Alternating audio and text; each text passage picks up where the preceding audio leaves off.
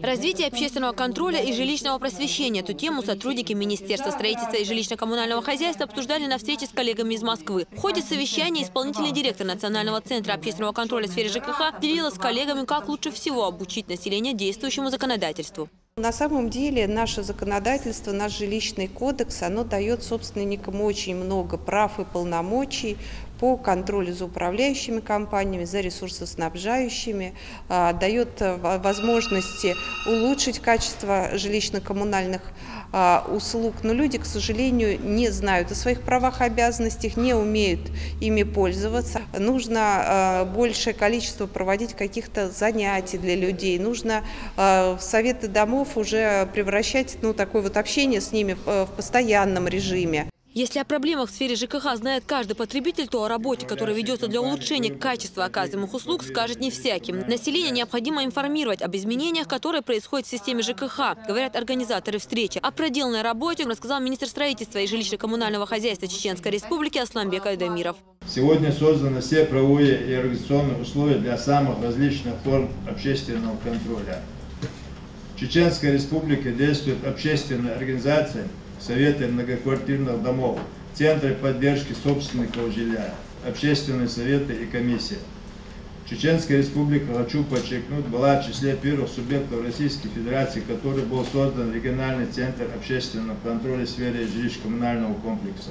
Во второй части встречи представители Национального центра общественного контроля в сфере ЖКХ и партии «Единая Россия» представили свои наработки. Проект «Школа грамотного потребителя» реализуется в республике с 2014 года и уже имеет успех.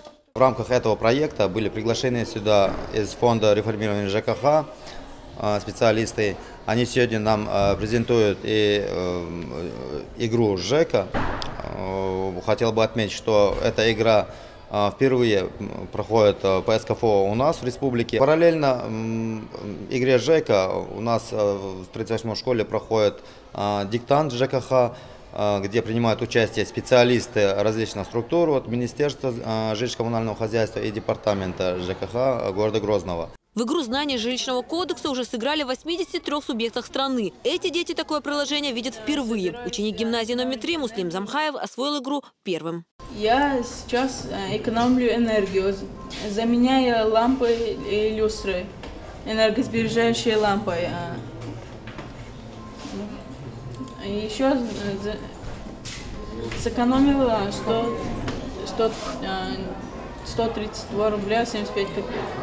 Не менее увлекательно прошел диктант, который написали в столичной школе сами сотрудники жилищно-коммунальной сферы. Свои знания экзаменуемые должны были показать в течение 45 минут. Быстрее всех с заданиями справились заместитель министра строительства и жилищно-коммунального хозяйства Чеченской Республики Артур Саказов и управляющий компанией «Май» Богдан Чернышов. Победители получили сертификаты Национального центра общественного контроля в сфере ЖКХ России, подтверждающие, что чеченские специалисты свою работу знают на отлично. Динара Мурадова, Муслим Типаев, Ибрагим Налаев. Новости.